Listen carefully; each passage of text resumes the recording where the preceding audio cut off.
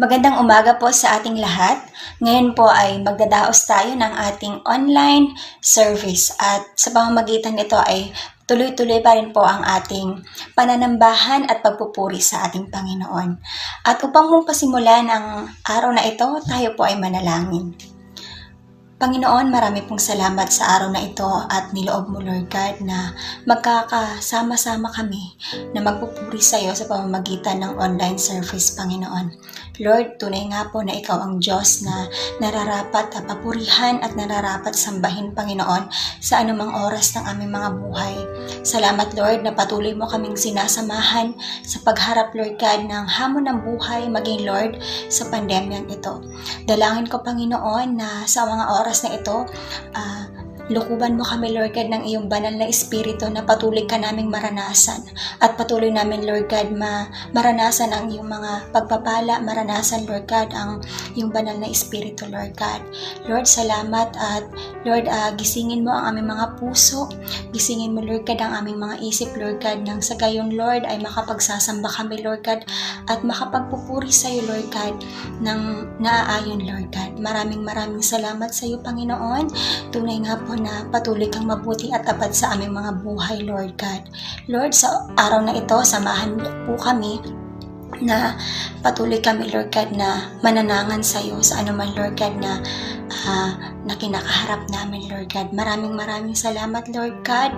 Maging, Lord God, sa lahat ng mga magsisiganap at lahat na kinig, Lord God, ng iyong mga salita.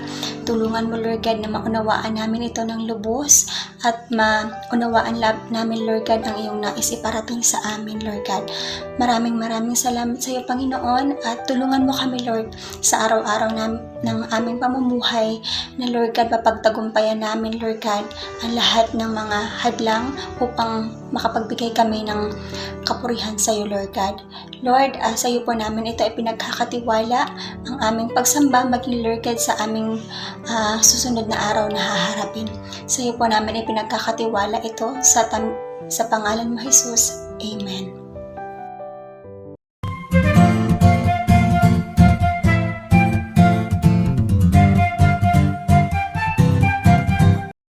Magandang umaga po sa ating lahat.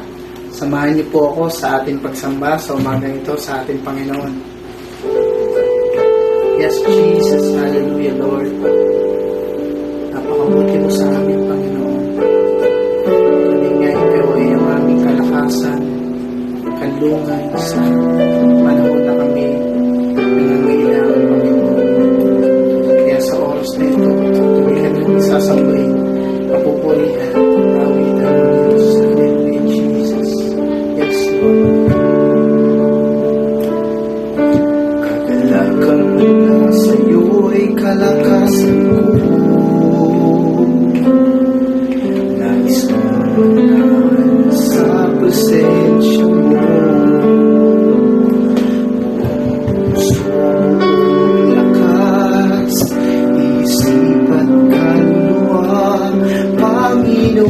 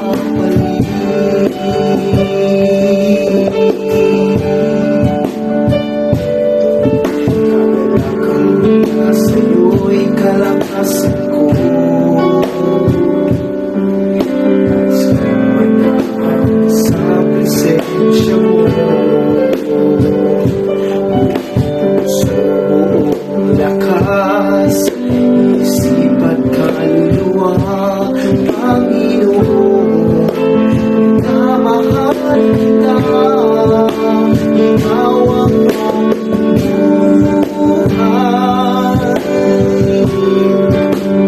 at pagkasanggunian. Sa bisig mo, Panginoon, ako ay hihimlay. Labis ng iyong pag-ibig, darama ay langit. Sa piling mo, Panginoon, kailan ba'y hindi ko magpapalik? Ikaw ang aking buhay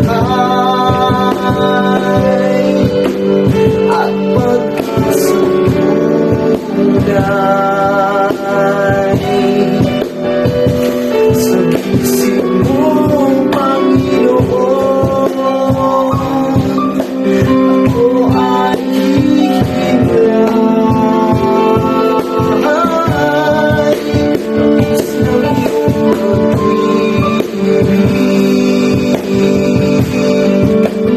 nadarama ay langit.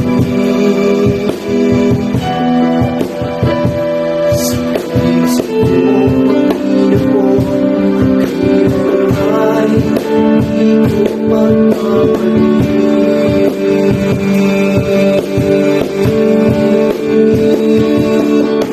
Purihin ka sa awit, itataas ang aking piling, itataas ang buhay ko'y tanging ikaw, O Diyos. Pa sa kalangitan, ang iyong kalwalhatian, dakilan mo'y di mapapantayan. Purihin ka sa awit, itataas ang aming tinig, itataas ang buhay ko'y tanging ikaw, O Diyos. Pa sa kalangitan, ang iyong kalwalhatian, kalangitan mo'y di mapapantayan. Jesus, sa'yo kapurihan, walhatian ngayon at magpakailanman. Jesus, sa'yo karangalan, pangyarihan ngayon at magpakailanman. Purihin ka sa awit, itataas ang aking tinig, itataas sa buhay ko'y tanging ikaw, O Diyos. Pa sa kalangitan, ang iyong kalwalhatian, kalangitan mo'y di mapapantayan.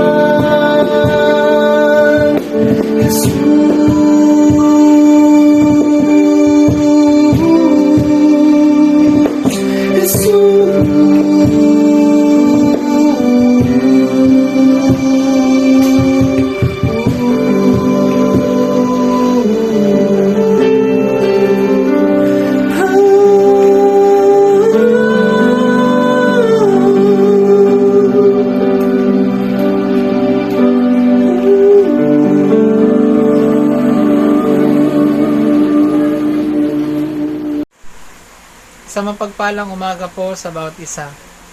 Purihin po ang Panginoon sa mga oras na to dahil tayo po ay magkakaloob po sa Kanya. Kaya naman po mga kapatid, sa oras na to, bago po tayo magandog, ay nais ko po magbahagi muna sa inyo ng isang talata na kung saan may patungkol po dito regarding po sa paghandog. Na mababasa naman po natin sa aklat po ng Awit, sa Kabanata 4, sa bilang po na 5. Ito po ang sinasabi. Magtiwala kayo sa Panginoon at maghandog sa Kanya ng tamang handog. Purihin po ang salita ng Panginoon.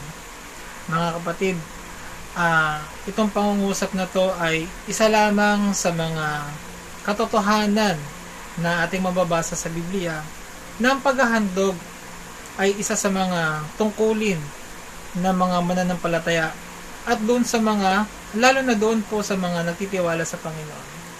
Ang paghahandog ay isa rin pong disiplina na kung saan dapat po ay nakasama po siya o nakaugnay po sa buhay natin ang pagbibigay po sa ating Panginoon. Dahil dito po nakikita po natin at pinaparamdam natin po sa ating Panginoon yung ating lubos na pagtitiwala at lubos na pagiging dependent po sa ating Diyos na ating pong sinasamba. Kaya mga kapatid, inaaniyahan ko po ng bawat isa ay maghandog po sa ating Panginoon. At makikita nyo po dito sa screen yung pong pwede nyong pagdalhan po ng ating mga handog. Kaya po tara po at panalangin po natin ang ating mga handog. Makapangyarihan Diyos, naming Ama, may gawa ng langit at lupa, kinikilala ka namin, O Diyos, na Ikaw po, Panginoon, ang Diyos na nagbibigay sa amin ng lahat ng pangangailangan sa bawat araw. Kaya Lord, sa mga oras na ito, aming pong inihahandog ang aming sarili.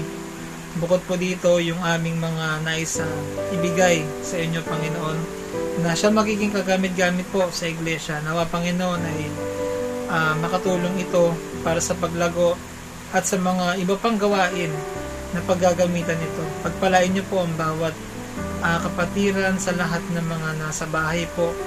Dalangin ko na patuloy niyo po silang puspusin ng iyong pagpapala, paglingap at gabay. Naniniwala kami, Panginoon, na sa mga panahon na to, although mayroon pong pandemya, naniniwala po ako, Panginoon, na patuloy po magiging sagana ang pagiging pagpapala niyo po sa bawat isa. Kami po ay wala pong inaasahan sa bagay nito kundi kayo lamang, O Diyos. Kasi namin lubusang pinagkakatiwala ang lahat ng aming mga financial needs, spiritual needs, O Lord God. At wala na po kaming inaasahan kundi Ikaw lamang, O Diyos.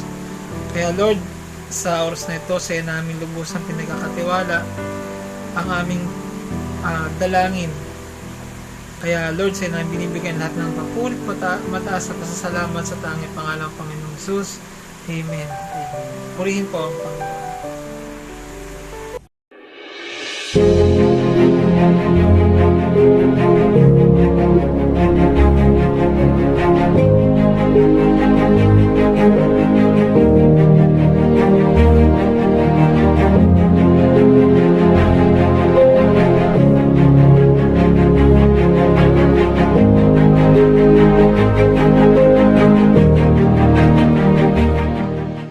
Magandang umaga po sa inyong lahat. Kumusta po kayo mga kapatid?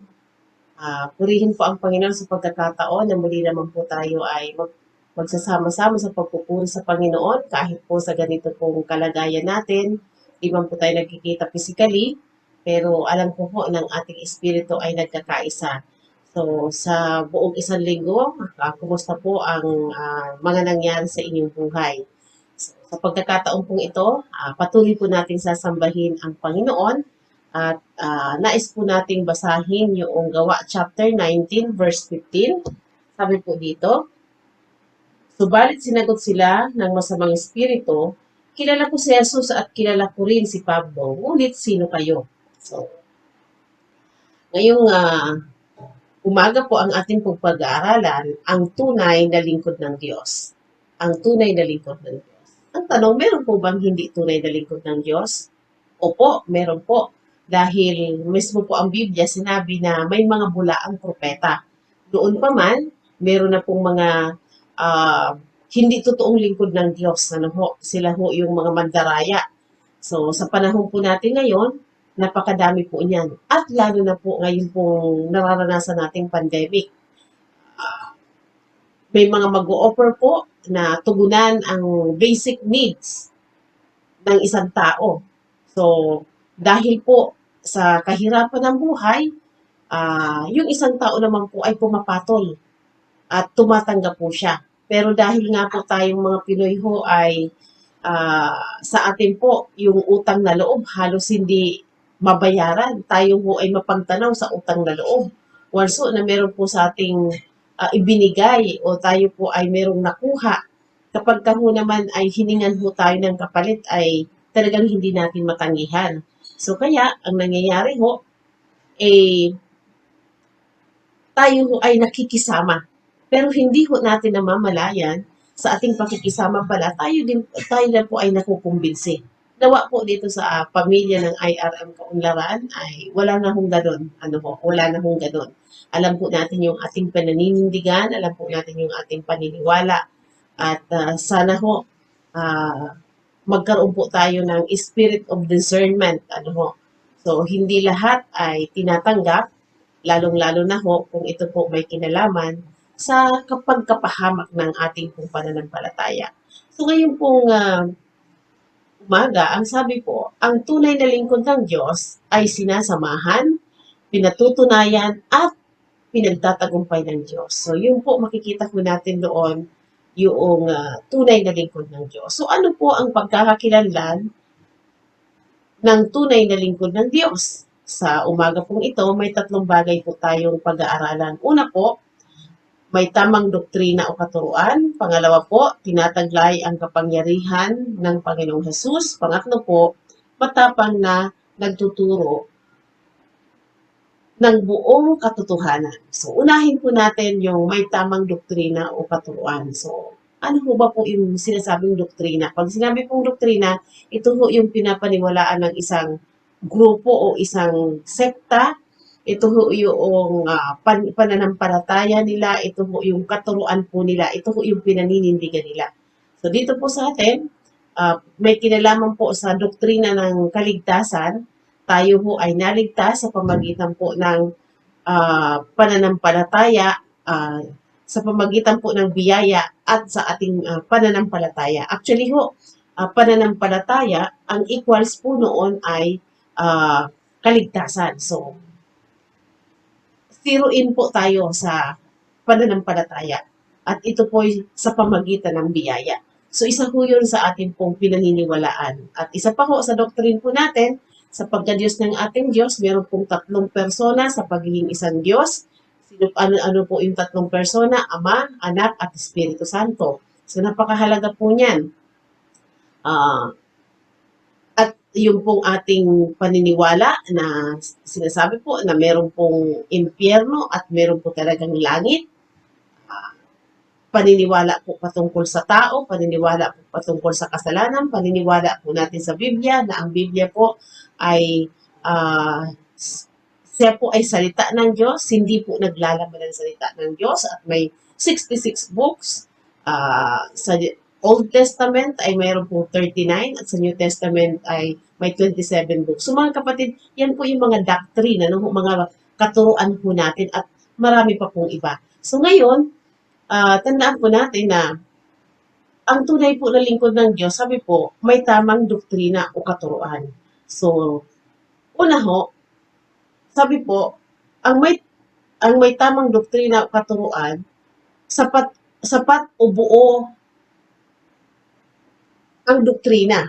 Sapat o buo ang doktrina. Nais ko pong basahin natin yung chapter 19, verse 1 to 7. Sabi po dito, habang nasa Corinto si Apolos, tinahak naman ni Pablo ang iba't ibang dako ng lalawigan hanggang siya'y makarating sa Epeso.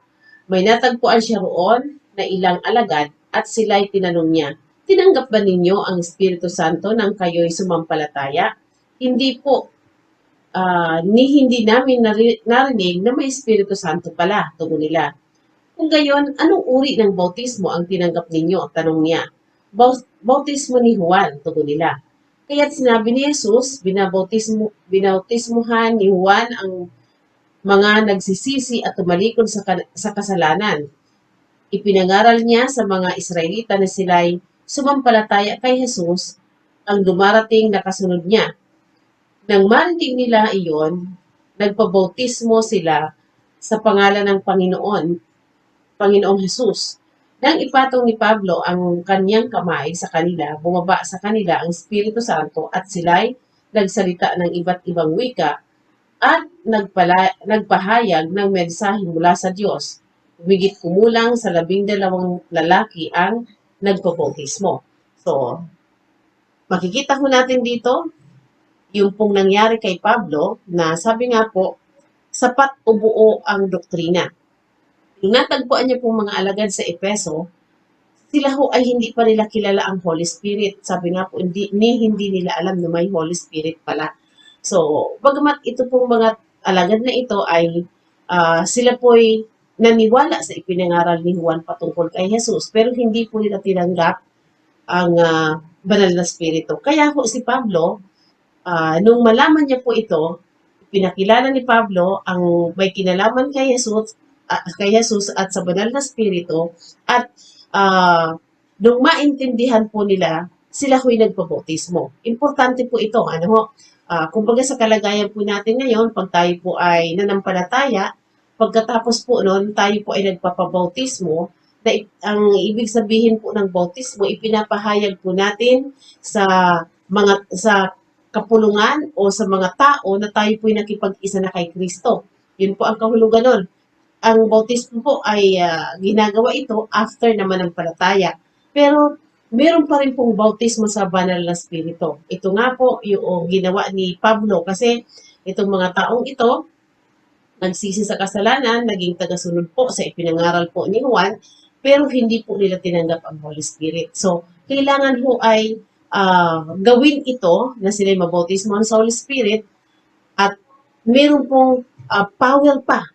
Yung power po nito kapag ka ho binautismuhan. Kaya ang ginawa po ni Pablo, ipinatong sa kanila yung kanilang kamay at sabi po, bumaba sa kanila ang Holy Spirit at nung bumaba po sa kanila, sila po nagsalita ng iba't ibang wika at nagpahayag po ng mensahe mula sa Diyos. So, tingnan niyo ho, yung power, makikita ho natin dito na nag-manifest. Nag-manifest. Ako ho, nung maranasan ko pa ang baptism of the Holy Spirit, talaga, na-slain po ako noon. Pagkatapos ho ay, nung ako po ay nakaslain, nakaramdam po ako ng talagang kagaanan na may parang kinuha po, hinugot sa aking katawan na nagpagaan po at sobrang saya ho, sobrang kagalakan ho yung naramdaman ko. At alam ko ho na merong kapangyarihan na pumasok po sa akin. So mga kapatid ko, yun po yung doctrine na sabi nga natin kanina, Ama, Anak at Espiritu Santo. At nung panahon po ni Pablo, ipinakilala niya po ang Holy Spirit. At sabi po doon, nung maintindihan po nila, nagpabautismo yung halos 12 alagad. So napakahalaga po noon. So sa atin po dyan sa Kaundaran, kumusta po? Tayo po ba ay nabautismo na sa Holy Spirit? So kung nabautismuhan na po kayo sa Holy Spirit, congratulations. So, nandun po yung ating pagsunod at doon po yung ating tamang pagtanggap. At kung hindi naman po yung iba pa nakakaranas nito ay ito po kailangan po natin gawin. Kailangan po natin gawin sapagkat kasama po ito sa katuruan. At of course, yung ina-acknowledge po natin dito yung authority, yung power ng Holy Spirit na kasama natin ngayon. Sapagkat ito yung iniwan po sa atin. So, pangalawa po, na may tamang doktrina o katuruan, buo ang kumpiyansa sa ipinapangaral. Tingnan niyo po yung verse 8. Sabi po yan sa verse 8, sa loob ng 3 buwan, si Pablo ay pumasok sa sinagoga at buong tapang na nagpapaliwanag sa mga naroon at hinihikayat sila tungkol sa kaharian ng Diyos. Ngunit may ilan sa kanila na nagmatigas at ayaw sumampalataya at nagsalita pa ng masama laban sa daan sa harap ng kapulungan. Kaya't iniwan ni Pablo ang sinagoga kasama ang mga mananampalatayang at nagpatuloy ng kanyang pangangaral araw-araw. Sa bulwagan ni Titrano, tumagal siya roon ng 2 taon, kaya't ang lahat ng naninirahan sa Asya, maging Hudyo o Grego, ay nakarinig ng salita ng Panginoon. So, tingnan niyo po. Si Pablo po, meron po siyang, buo po yung kanyang kumpiyansa sa kanyang ipinapangaral. Dito ho, sabi nga po nun, araw-araw pupunta po siya sa sinagoga para po ituro, makahikayat ng daan patungkol kay Jesus. Pero sabi po doon, meron po doon ilang mga kumontra at nagsalita pa ng masama. Pero dahil si Pablo po ay buo ang loob, sabi nga ho, kumpiyansa ho siya sa kanyang pinapangaral. Alam niya yung pinaninindigan niya. Alam niyo ho, si Pablo ho ay hindi po napasuko kahit na po may mga nagsasalita ng masama. So mga kapatid ko, tayo ho napaka-importante bilang mga anak ng Diyos, bilang mga pinagkatiwalaan ng salita ng Diyos. Kailangan po matatag po yung ating pundasyon, yung ating pong katuruan. May kinalaman po sa pagka-Diyos ng ating Diyos, may kinalaman po sa kasalanan, may kinalaman po sa kaligtasan, may kinalaman po sa tao, may kinalaman po sa Biblia. Yun po yung mga pundasyon na dapat tama po yung ating pong doktrina o katuroang natanggap dito. Ano ho? So bilang po mga pinagkatiwalaan ng salita ng Diyos, kailangan ho na tayo ho ay meron pong responsibilidad na unahin po natin yung ating sarili na palaguin sa mga ganito pong katuruan upang ano man po yung ating makaharap kung kailangan na magpaunawa din po tayo sa hindi na pa naiintindihan katulad po nitong isang grupo ng mga alagad na bagamat sumampalataya pero hindi po buo yung kanila pong ah, tinanggap po na ah, aral ano ho at maging po yung kailangan pong gawin ano ho para yung power ng Diyos lalo pang mag-manifest sa buhay nila. So tayo din po kailangan po natin na magpalalim, may kinalaman po sa mga doctrine o pinaniniwalaan ng ating iglesia nang sa ganun ho, tayo ho ay hindi pwedeng tinagin. Katulad po nitong mga taong ito na sabi nga ho, nagsalita pa ng masama. May kinalaman po sa bagong daan. Of course, yung tinuturo ni Pablo patungkol kay Jesus, nagsalita pa sila po dito ng masama. Kaya si Pablo po ay umalis sa lugar na yun. Ano po. Pero ganun pa man, hindi po siya natitinag na hindi po ituro ang salita ng Diyos. Ano po. So, tuloy po tayo mga kapatid. Nawa, pagsikapan po natin, ano ho, self-study. Pwede naman po na magkaroon po tayo ng mga pag-aaral sa discipleship, na may kinalaman po sa pagpapalalim pa sa doctrine. Or, alam niyo mo, meron po ang Bible School nag-o-offer po ngayon ng mga estudyante, ito man mga elders sa church, para ho, lalo po pong lumalim po ang kaalaman, may kinalaman po sa Panginoon. So, wala pong nire-required na exam, wala pong nire-required na mga paperworks, pero hindi din po credited. Meron lang pong tuition fee na 600 sa 8 session po yun. So mga kapatid, kaya ko po ito sinasabi sa inyo, dahil tayo po ng mga anak ng Diyos, dapat maging responsable po tayo sa ating personal na paglago, personal na pagpapalalim sa kaalaman sa salita ng Diyos. Para ho, hindi ho tayo basta-basta ho natitinag ano ho, at yun po ay tungkulin po natin na magsikap tayo na yung ating doctrine po ay tama, ano po yung ating pananiniwalaan para hindi ho tayo natitinag sa anumang mga sitwasyon. So dito makikita ho natin yung dalawang bagay na yun, ikinurek ni Pablo at maging yung mga nag-review sa kanya, hindi pa rin po niya binabago yung kanyang paninindigan. Ano ho, hindi pa rin niya binago kahit na po sila ho ay nagsalita ng masama, pero hindi pa rin po binago ni Pablo yung kanya pong pinaninindigan. So mga kapatid ko, magpalalim po tayo sa katuruan, sa tamang katuruan ng Biblia at sa mga doctrine po, ano ho, na yun naman po ay mula sa Biblia, ano po yung mga doktrina po ng IRM. So pangalawa po mga kapatid, na pagkakakilanlan sa tunay na lingkod ng Diyos, sabi po, tinataglay ang kapangyarihan ng Panginoong Hesus. So, kapag tunay siya na lingkod ng Diyos, tataglayin niya po, nagtataglay po siya ng kapangyarihan ng ating Panginoong Hesus. Ating pong basahin yung verse 11 to 12. Sabi po sa verse 11 to 12, gumawa ang Diyos ng mga pambihirang himala sa pamamagitan ni Pablo, panyo at damit na kanyang ginamit ay dinala sa mga may sakit at gumaling ang mga ito at lumayas ang masasamang espiritong nagpapahirap sa kanila. So, kapag ka ho nagtataglay ng kapangyarihan ang isang lingkod po ng Diyos, una ho, makikita ho natin dito na ang isang lingkod po ng Diyos, ginagamit ng Diyos upang gumawa ng pambihirang himala. So, tingnan niyo mo, ano ba yung ginawa po ng Diyos sa pamagitan po ni Pablo? Alam niyo po, kahit daw po yung ginamit ni Pablo na damit, panyo, kapag ka ho ito ay dinala doon sa may mga karamdaman, alam niyo po, gumagaling.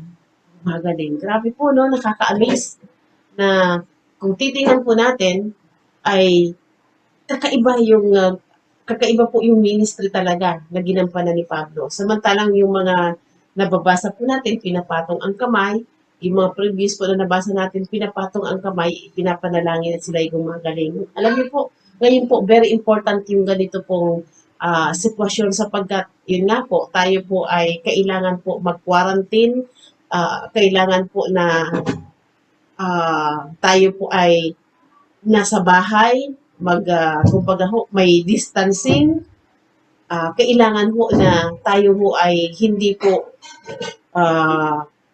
magkaroon ng mga gatherings. So, mahirap po yung sitwasyon na mag-pray sa isang tao, lalo na po doon sa mga may sakit ngayon. So, alam niyo po mga kapatid, pag tinignan po natin, bakit gano'n na lang yung pagkilos ng Diyos sa buhay ni Pablo, paggamit ng Diyos sa buhay ni Pablo? Si Pablo po ay seryoso, seryosong lingkod ng Diyos. Alam po naman natin yung kanya pong pagiging dedicated, even po nung siya po ay hindi pa niya kilala si Jesus. Grabe po yung dedication niya sa relihiyon kanya pong nasasamahan. At sabi nga po, itong si Pablo, nung ma-convert siya, ito yung panahon na hinahabol niya yung mga mananampalataya ni Kristo para ho patayin dahil po sa kanya pong pagmamahal, sa dedikasyon niya sa kanyang pinaniniwalaan. Pero yung pong paniniwala at dedikasyon na yun ni Pablo ay tinubos ng Panginoon, nagpakilala siya personal kay Pablo. Diba? Mapapabasa naman po natin yan. At makikita po natin dito na maraming hirap pong tiniis si Pablo nung siya din po ay makakilala na sa Panginoon, pero hindi siya sumusuko, nagsisikap siya at halos yung buhay niya, ibinigay niya talaga ng buong buo sa paglilingkod sa Diyos. So, kaya gayon na lamang po yung pagkilos ng Diyos sa buhay niya. Naniniwala ho ako na si Pablo may matuwid na buhay. Of course, lahat naman po tayo at tumanggap sa Panginoon, pinagkalooban niya ng pagiging matuwid. Subalit may mga pagkakataon at minsan marami pang pagkakataon na tayo nagagawa ng kasalanan. Hindi consistent. Pero si Pablo, naniniwala ho ako dito na yung kanya pong dedication, yung kanya pong tapang, yung kanya po talagang pagpupursige, yung kabanalan ng kanyang buhay, yun po yung nalulugod ang Diyos. At dahil po doon, ang Diyos ay ginamit po si Pablo ng mabuti. Isipin niyo po yun. Alam niyo po kung sa panahon po natin ngayon, very applicable po yung ginawa ni Pablo o ginawa ng Diyos sa buhay ni Pablo. Na kumbaga ho, hindi man po natin malapitan, mahawakan, makausap, mapuntahan ang isang may sakit. Alam niyo po, very effective ang prayer. Ako po, napatunayan ko yan sa aking sarili. Siguro kung wala po yung maraming panalangin din, di ko alam kung ngayon po ay hindi pa rin ako makabangon or something na sabi ko nga sa inyo, napakahirap nung naranasan ko itong pagkakasakit na ito. Sa lahat ng pagkakasakit ko, para bang pakiramdam ko talaga ay nasa ilalim ako.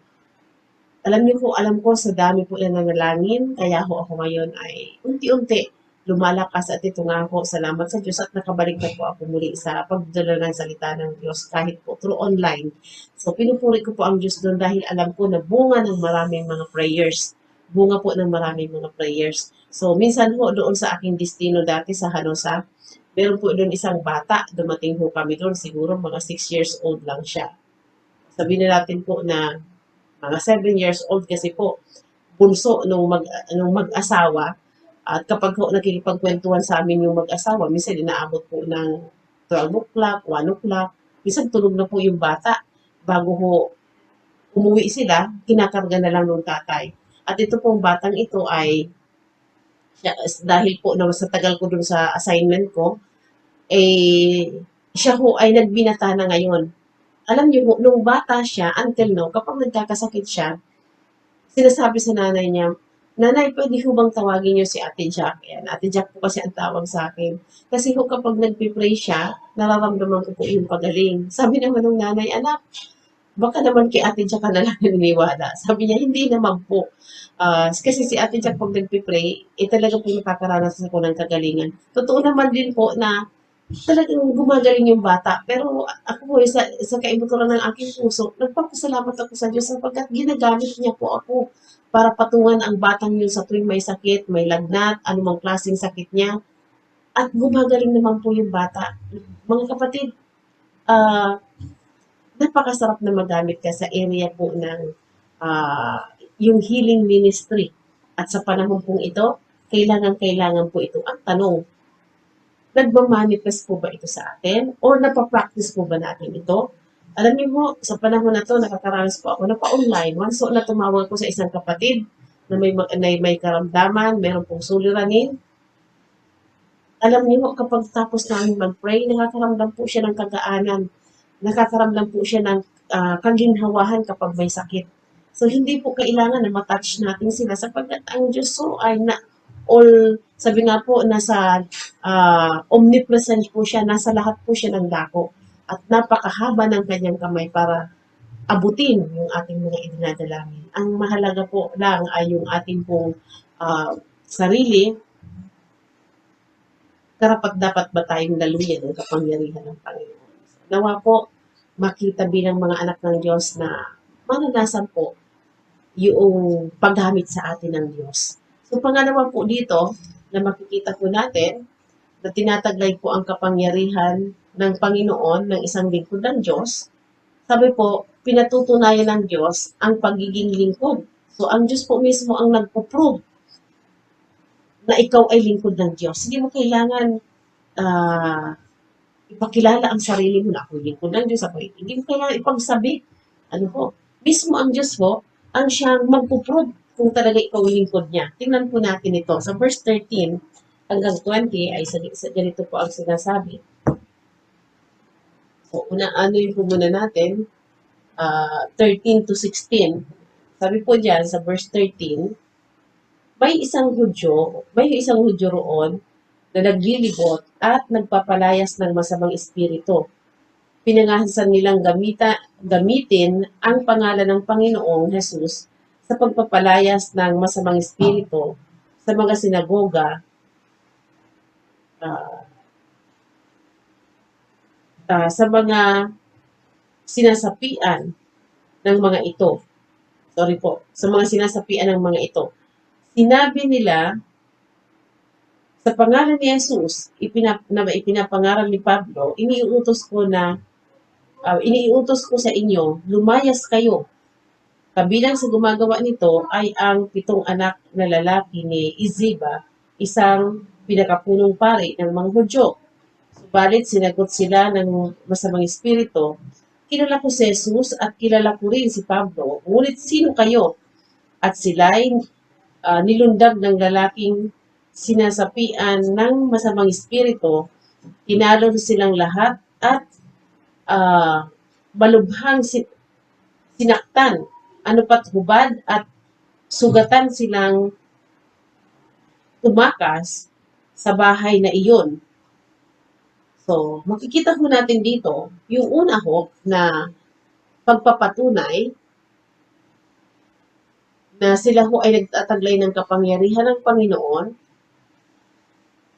Makikita ho natin dito na pinatunayan dahil po, sabi po diyan, na si Pablo lang ang may karapatan gumamit ng pangalang Jesus. Tingnan niyo ho dito. Si Pablo ho, kung titingnan po natin dito, ginagawa lang po niya yung ipinagpagawa sa kanya ng Panginoon. Pero nakita po nitong mga taong ito, yung mga anak ni Isiba, sabi nga po dito, at yung iba pa, na pag ginagamit ni Pablo yung pangalang Jesus, nakakapagpalayas ng demonyo, nakakapagpagaling ng may sakit, nakakabuhay ng patay. Marami pong nangyayaring himala. So, sabi nga po doon sa una, panyo lang na ginamit ni Pablo, damit lang na ginamit ni Pablo pag nilapit sa may kasakit, gumagaling. So nakita po nila yung kapangyarihan ng pangalang Jesus. Kaya ho, sila'y nakigaya din. Ano ho? Subalit, sabi nga ho doon, nung sila po ay ipatong nila ang kanilang kamay doon sa sinasapian ng demonyo, sabi po ng demonyo, kilala ko si Pablo, kilala ko si Jesus, pero sino kayo? Alam niyo ho, yung hindi po nanampalataya sa Panginoong Yesus, walang karapatang gumamit ng pangalan ng Panginoong Yesus. At ito ho ang nakakatakot kapag ho ito'y pinangasang gamitin at ito ho ay ini-apply doon sa may mga bad spirit. Sabi nga ho dito, itong mga anak na ito ni Isiba at yung iba pang gumawa nito, sila ho ay nilundag nung sinasapian ng bad spirit at sinaktan po sila. Halos hubad po ng nakatakas sila. Talaga pong nasaktan sila. So, mga kapatid ko, itong pangyayaring ito, alam niyo ho, minsan huwag tayong mag-worry kung meron pong mga, yun nga, gumagaya-gaya sa atin. Kasi, even po doon, alam niyo ho, yung mga bagay na yon, wag nating masyadong dibdibin, problemahin. Bahala po ang Diyos doon na magpatunay kung talagang sila lingkod ng Diyos o hindi. At kung hindi sila lingkod ng Diyos, sila ay sasaktan lang po ng demonyo. Ano po, sasaktan lamang po ng demonyo. So makikita po natin dito na itong pangyayaring ito, kung atin pong itutuloy ang mga talata, makikita po natin dito na ah, itong ginawa po nilang ito, lalo po itong nagpakumbinsi sa tao na si Pablo po ang totoong lingkod o tunay na lingkod ng Diyos. Ano ho? Bakit po? Makikita po natin dito na sa verse 17, sabi po dyan, nabalitaan iyon ng lahat ng naninirahan sa Efeso, maging Hudyo o Hintil, kaya't natakot silang lahat at pinuri ang pangalan ng Panginoong Hesus. Tingnan niyo po itong nangyaring ito. Dahil po sa nangyaring ito, nagbunga ito ng pagpupuri sa Diyos. Alam niyo po, lahat ng bagay po na pangyayari, alam niyo po, lagi pong meron pong magandang layunin dyan ng Diyos. Yung makilala siya, yung sambahin siya ng tao. Ano po? So, ito pong COVID na ito, alam niyo, ang purpose nito ng Diyos, isa lang, ma-realize ng sangkatauhan na meron isang makapangyarihang na Diyos na source of life. Sa kanya nagmumula ang buhay at siya lang yung dapat asahan. Ano ho? At sa isang iglap po, gustuhin po ng Diyos. Kaya niya po itong alisin. At meron pong kapamaraanan, di ba yung sa Chronicles, ang sino mang kikilala at magpapakumbaba sa kanyang bansa at kikilalanin siya at magsisisi. Sabi po doon, patatawarin sila at ibabalik yung mga pagpapala. Mga kapatid ko,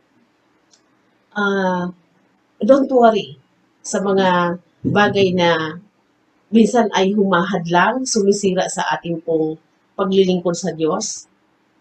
Alam niyo ho, lalong nare-reveal na tayo po yung lingkod ng Diyos. So, yun ho ang makikita ho natin dito at ang higit sa lahat nakakatuwa sapagkat nauuwi ito doon sa pagpupuri sa Diyos. At sabi nga po dyan, nagkakaroon ng tunay na pagsisisi. Yung pong pinatutunayan po ng Diyos dito, ang pagiging lingkod ni Pablo, sabi po, nagkaroon po ng tunay na pagsisisi. Doon sa verse 18, tingnan po natin yung verse 18. Sabi po sa verse 18, marami sa mga sumampalataya ang dumating at nagpahayag ng mga dati nilang gawain. Tingnan niyo po yan. Marami sa mga dating gumagamit ng mahika ang nagtipon ng kanilang mga aklat at sinunog ang mga ito sa harap ng madla. Sa kabuuan, ang halaga ng mga ito ay umabot sa 50,000 salaping pila. Sa ganitong makapangyarihang paraan ay lumaganap at nagtagumpay ang salita ng Panginoon. Tingnan niyo po, yung naging bunga po nito, sabi po, nagkaroon po ng tunay na pagsisisi, yung confession, nandun po, nandun din po yung surrendering, yung pagsuko sa Diyos ng buhay, yung mga sumampalataya po na yun na dati po, yung mga dati nilang ginagawa, talagang isinurrender nila sa Diyos, inamin po nila ito, at sabi po dito, nandun yung pagtupok, ano po, sinunog, ano po, yung mga mahika nila, at sabi po dito, um, hindi ho nila alintana yung pagkalugi kasi may price pa hong nilagay dito eh. So grabe ho yung halaga pero hindi nila alintana yung pagkalugi dahil po alam nila ho na hindi sila lugi sa kanila pong ipinalit na pananampalataya. So mga kapatid ko, alam niyo ho, ah, ang Diyos mismo ang magpuprove kung ikaw ay lingkod ng Diyos. Sabi nga ho, gagamitin ka ng Diyos upang gumawa ng pambihirang himala. May himala na pero ito po ay pambihira. Ibig sabihin, mas kakaiba pa na meron ng himala pero mas kakaiba pang himala katulad po nung nangyari sa buhay ni Pablo. At sabi nga po, makikita din po natin dito na ang Diyos po ang nagpapatunay ng pagiging lingkod natin. Ano ho, si katulad po ni Pablo, ang Diyos mismo ang nagpatunay na siya talaga ay lingkod ng Diyos sapagkat nakita nila na yung mga gumaya kay Pablo, gaya-gaya, eh sila ho ay sinaktan lamang po ng bad spirit at ito po ang naging dahilan para purihin nila ang Panginoon sapagkat totoo yung Diyos ni Pablo at sabi po, nagkaroon po ng tunay na pagsisisi dahil po yung mga sumampalataya ho na dati yung kanilang mga ginagawa, talagang totally tinalikuran nila ito, sinuko nila, pinasunog nila, at di nila alintana yung kalugihan sapagkat alam nila na hindi kalugihan ang kilalanin at sumunod sa tamang daan na walang iba po kundi ang daan ng ating Panginoong Jesus. So alam niyo ho, napakasarap po na ang Diyos po ay i-prove niya na tayo po'y talagang lingkod ng Diyos. Ano po, hindi na natin kailangan patunayan. Siya ang magpapatunay. Basta gawin lang po natin yung pinagagawa niya sa atin. Si Pablo, tuloy-tuloy lang po siya sa pangangaral ng salita ng Diyos at mismo po ang Diyos ang nagpatunay. So, mga kapatid ko, nawa sa atin pong mga lahat naman po tayo na mga Kristiyano, tayo po'y lahat lingkod ng Diyos. Katulad po ng bansang Israel, lahat po sila lingkod ng Diyos. So, don't worry po mga kapatid, na ipakilala ang ating sarili. Sapagkat kung tunay nga po yung na tayo po yung mga lingkod ng Diyos, ang Diyos mismo po ang magpo-prove sa mga nakapaligid sa atin, sa mga tao po na minsan po gusto tayong sirain. Don't worry po, ang Diyos po ang magbabaliktad nun. Katulad ng kay Pablo, siya po ang magpo-prove na tayo lingkod ng Diyos sapagkat makikita ko yung supernatural na pagkilos ng Diyos sa ating buhay. So, napakasarap po nun mga kapatid na tayo ho ay gamitin ng Diyos para po makahikayat doon sa mga makasalanan na totoong magsisi,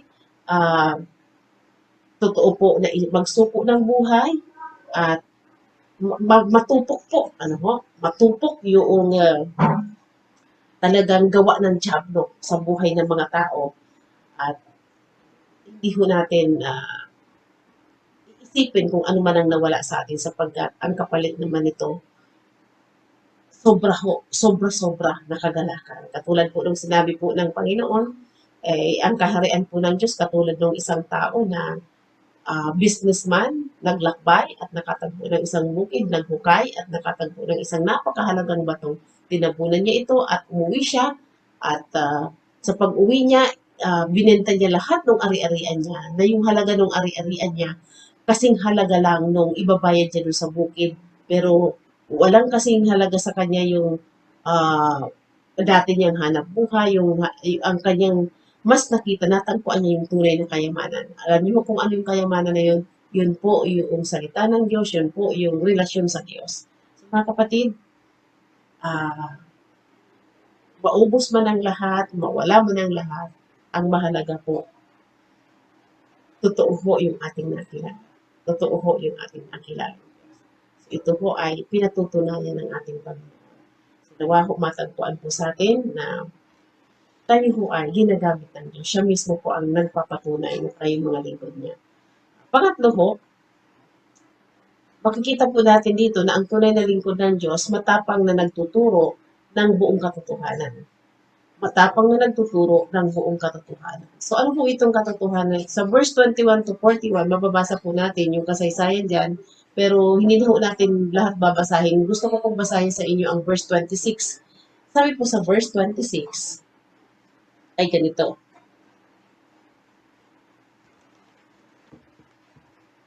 Sabi po dito sa verse 26,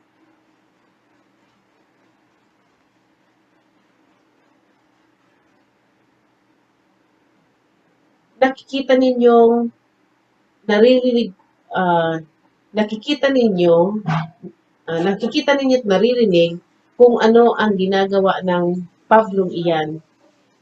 Sinasabi niyang ang mga Diyos na ginagawa ng kamay ng tao ay hindi raw Diyos. At marami sila siyang napapaniwala, hindi lamang dito sa Epeso, kundi sa buong Asya. Okay. Matapang na nagturo po ng buong katotohanan. Yan po ang isa pa sa katangian ng isang tunay na lingkod ng Diyos. Ano po yung itinuro po dito ni Pablo? Sabi po, na mali ang kanilang kinikilalang Diyos. Yan. So, dito ho, sa Epeso, marami pong Diyos-Diyosan dyan. Halos bawat kanto ata, bawat tahanan, may iba-iba silang Diyos na kinikilala. Ano ho? So, napakadami pong Diyos-Diyosan sa lugar na yan. Dito ho, itinuro po ni Pablo na hindi yun ang tunay na Diyos. Ano ho? Hindi yun ang totoong Diyos. Ano ho? At yun pa nga ho ay yung sinasabi sa Exodo. Ano ho? Maaring nasabi pa ni Pablo na parurusahan ang sumasamba sa Diyos-Diyosan. Ano ho? So yun po ay pinatunayan sa mga tao sa kabila na talagang nakita ho nila na nakita ho niya na maaaring magalit sa kanya yung mga taga-Epeso, ano ho, yung lugar na yon, yung mga tao sa lugar na yon, sapagkat talaga hong sila'y napaka-religyoso. Pero sa kabila po nito, hindi ho natakot si Pablo. Talaga hong pinatunayan niya na yung kanilang Diyos-Diyosan ay hindi totoong Diyos. Makikita din po natin dito na ito po nga si Alejandro dahil siya po yung isa sa pinaka-main na manggagawa po ng mga, sabi nga po dito, ng mga templong maliliit, ano ho, na nagre-represent po doon sa dalawang Diyos-Diyosan na kanila pong sinasamba sa lugar na yon ng Epeso, yung pinaka-pangunahing Diyos-Diyosan nila. So, ang ginawa po nito ni Alejandro, una, talaga po kinumbinsi niya yung mga tao na nanganganib na mawalan sila ng tagasunod. Hindi na igalang yung kanilang Diyos na si Diana at si Artemis, ano ho. Kaya ho, nagbabala siya ho, tinipo niya yung kanyang mga kasama, yung mga tao. At ito po ay talaga ho, kinumbinsi niya. So, itong mga taong ito sapagkat yun na ho ang kinagis na nila, yun na ho yung kanilang nakasanayan. Kumbaga ho, talagang kumbinsido na sila na yun yung Diyos nila, ay talagang hindi po papayag. So, kaya ang nangyari ho, nagkaroon ng kaguluhan. At itong kaguluhan na ito, isa pa ho sa matapang na itinuro po ni Pablo yung buong katotohanan na mali ang kanilang paraan ng hanap buhay. Ito pong si Alejandro, actually, isa lang naman din po talaga yung kanya pong layunin dito. Kasi nanganganib daw yung kanilang hanap buhay. Yung paggawa nila ng Diyos-Diyosan, sino pa nga naman ang bibili kung sila ho ay matututo na talagang malalaman nila na hindi pala talaga ito yung totoong Diyos. Yung mga templo na maliliit na ginagawa nila na pinagkakakitaan, mawawalan talaga po sila ng hanap buhay. So, mali ho yung kanilang paraan. Hindi ho natakot si Pablo na ituwid ito. Alam niyo ho, ano man ang maging kapalit, ng katotohanan, maging buhay man natin ang kapalit ng katotohanan, ibigay ho natin. Ibigay ho natin. Dito ho, grabe. Alam niyo ho, meron minsan sa amin napunta na gumagawa ho ng Diyos-Diyosan. Ang kanya pong boss ay isang Muslim. Kita mo na yan, isang Muslim ho. Sila mismo na gumagawa po ng Diyos-Diyosan na binibenta nila. Hindi sila naniniwala. Pero bakit sila gumagawa? Kasi nga ho, hanap buhay. Ano, hanap buhay. So minsan ho, kapag ka ho, nabibigyan ho tayo ng hanap buhay, kahit mali, ano mo, pag pinagkakaperahan, ipagpapalit ho natin yung sa katotohanan. So, nawa po tayo mga Kristiyano ho ay wala na ho sa ating ganyan, ano ho? Wala na ho sa ating ganyan. So, si Pablo ho, dahil sa ganun, yung kanilang paniniwala sa Diyos-Diyosan, pagsamba sa Diyos-Diyosan, at kanilang hanap buhay, yun po yung malinaw na pwedeng mawala sa kanila kapag kumilala po ang mga taga-Ipeso sa totoong Diyos.